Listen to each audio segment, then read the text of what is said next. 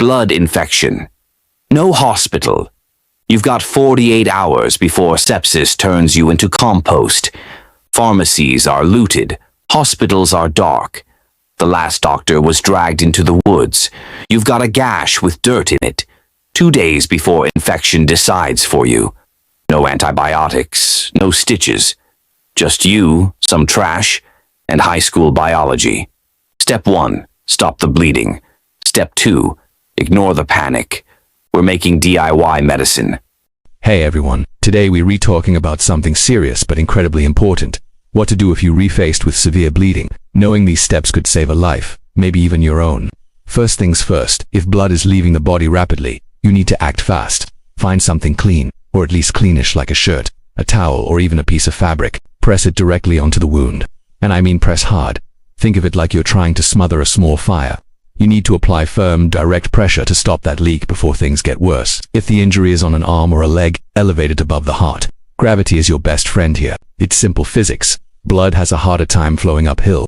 This simple action can significantly slow down the bleeding. Continue applying pressure for at least 5 minutes. If the bleeding doesn't slow down or stop, you need to ramp up the pressure. Wrap the wound tightly with a strip of cloth, a belt, or whatever you have. You want it snug enough to stop the bleeding, but not so tight that it acts like a tourniquet, unless it's a life or death last resort situation. Now, it's crucial to know what kind of bleeding you're dealing with. If the blood is spurting out in pulses and is bright red, that's arterial bleeding. This is extremely dangerous, and you have only minutes. You need to find a pressure point between the wound and the heart. Think inside the upper arm or in the groin. Ariane, press down firmly. Keep that pressure until the spurting slows to a steady ooze, then wrap the wound tightly. On the other hand, if the blood is dark red and flows steadily, that's venous bleeding. It's still serious, but you generally have a bit more time.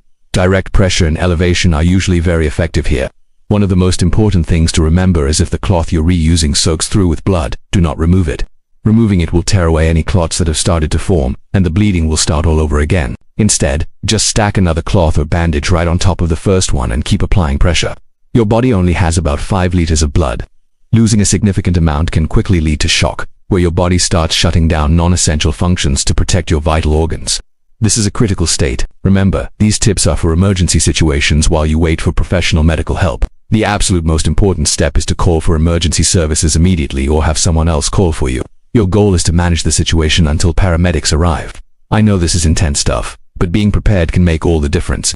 Stay safe out there. Thanks for watching, and if you found this helpful, consider subscribing for more essential life skills. Ever wonder what happens when you're bleeding out? It's not like in the movies. First, your skin gets cold and clammy. Your pulse becomes weak and rapid confusion sets in. That's hypovolemic shock. Your organs are screaming for oxygen they're not getting. Have maybe 10 minutes before your kidneys start to shut down. So, let's move fast. If you're alone and bleeding from an arm or leg, lie flat on your back. Elevate that limb above your heart. Use anything you can find, a backpack, a rock, whatever. Gravity becomes your best medic when there's no one else around. Now for a wild tip: spiderwebs. Yes, actual spiderwebs. They're rich in vitamin K and have been used for centuries to stop bleeding. Find a fresh web, ball it up, and press it firmly into the wound. It's sterile, sticky, and it works. No, the spider doesn't come with it. Your body is also working hard. A complex chain of 13 proteins is activating like dominoes, while platelets and fibrin create a net to trap blood cells. It's a biological miracle. Don't ruin it by moving around or peeking under the bandage. Just let it clot, so you're not bleeding out. Congratulations. Now for the fun part, cleaning the wound. Dirt and bacteria are having a party in your open flesh, and you need to evict them. Find water, any water you can. Boil it if possible. No fire, no problem. Use alcohol, vodka, whiskey, hand sanitizer, anything with ethanol or isopropyl. Pour it directly into the wound. Yes, it's going to hurt. A lot. Scream if you need to. No one's judging. That pain means it's working. Alcohol literally tears bacterial cells apart. No alcohol. Use salt water. Dissolve as much salt as you can into clean or boiled water. It's not perfectly sterile, but it's hypertonic. This means it pulls moisture out of bacterial cells through osmosis until they shrivel up and die. Pour it over the wound and embrace the sting. That's the feeling of survival. If you somehow have soap, use it. Lather up around the wound. Soap molecules grab onto dirt and bacteria and wash them away. It's basically chemistry disguised as magic.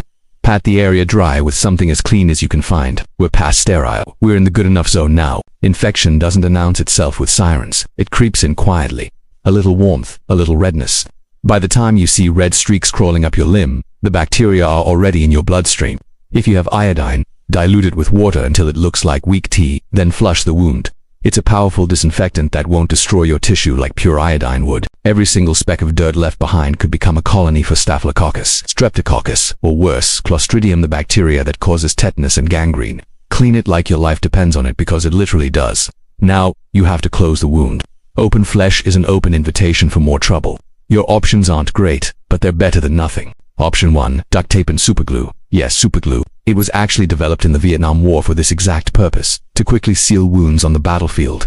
Clean the wound, dry the skin around it, pinch the edges together, and apply a thin layer of superglue along the line. Then, use duct tape to create makeshift butterfly stitches to hold it all together. It's not pretty, but it creates a barrier. This is a last resort, a desperate measure for a desperate situation. But in the world we're imagining, desperation is the new normal. Surviving isn't about comfort. It's about doing what needs to be done. Thanks for watching. If you found this useful, hit that like button and subscribe for more survival tips. Stay safe out there. This is not medical advice. The following is for informational and entertainment purposes only. In a real emergency, always seek professional medical help immediately. Alright, let's talk about something grim but necessary. Closing a wound when there's no doctor around. First up, superglue. Yes, I know. Acrylate. It was used in Vietnam to patch up soldiers. It works because it polymerizes, hardens on contact with moisture, like the blood in a wound.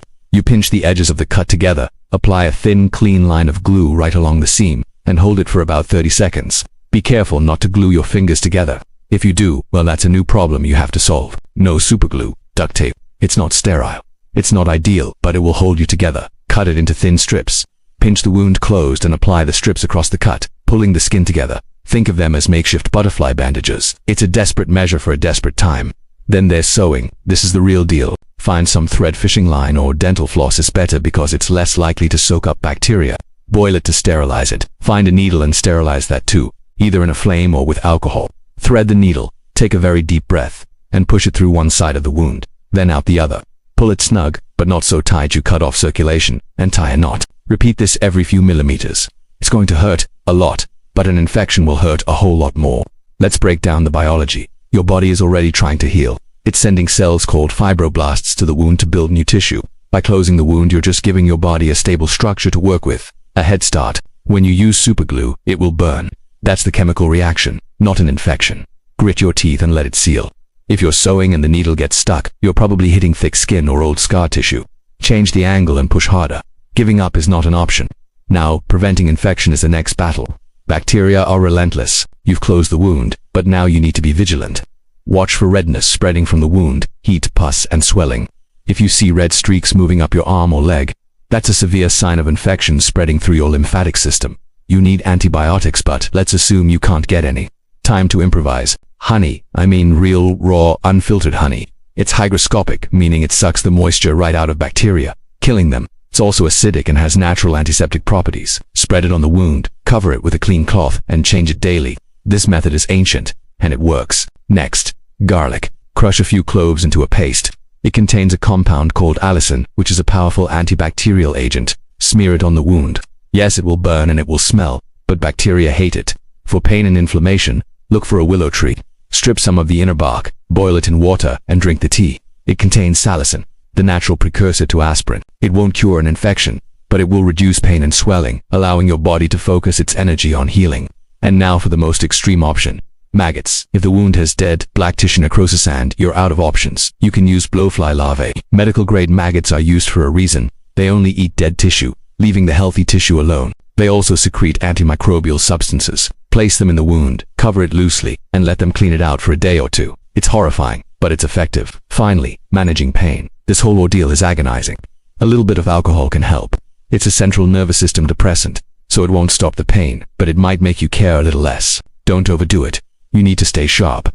The willow bark tea we mentioned helps too, and don't underestimate the power of distraction. Focus your mind on anything else. Count your breaths, recite a poem, sing, do whatever it takes to keep your mind off the fact that you're reperforming battlefield medicine on yourself. Stay safe, stay prepared. Thanks for watching. Hey, let's talk about something that could save your life when things go sideways. Wound care. This isn't about a paper cut. This is for when there are no doctors and no hospitals. First, you've got to stop the bleeding. Apply firm, direct pressure. Use a clean cloth, a shirt, whatever you have. If it soaks through, add another layer on top.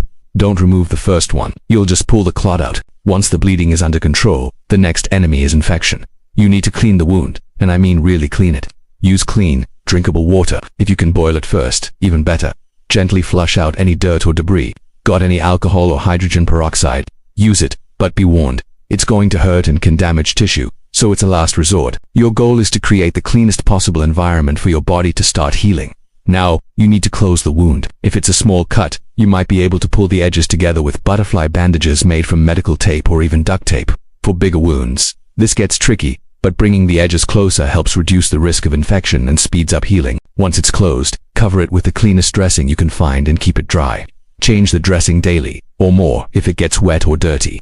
Now for the part that really gets scary, sepsis. This is when the infection gets into your bloodstream. It's a full-blown crisis. Watch for the signs: a high fever, shaking chills, a racing heart, confusion, extreme pain or cold, clammy skin. If you see these, you are in serious trouble. This is when you need to give your body everything it's got. Stay hydrated, drink as much clean water as you can, eat if you're able. Rest. Your immune system is fighting an all-out war and it needs resources. If you have any antibiotics, even old ones, now is the time. Take them exactly as directed and finish the entire course. Don't stop just because you feel a little better. You have to wipe out the bacteria completely. Remember, all you're doing is supporting your body's incredible ability to heal itself. You're just the support crew for your immune system, which is the real hero here. You're buying it time. If you see new, pink tissue forming, if the pain lessens and there's no pus, congratulations. You're on your way to recovery. You faced a worst-case scenario and you're winning. Stay safe out there, keep learning, and thanks for watching.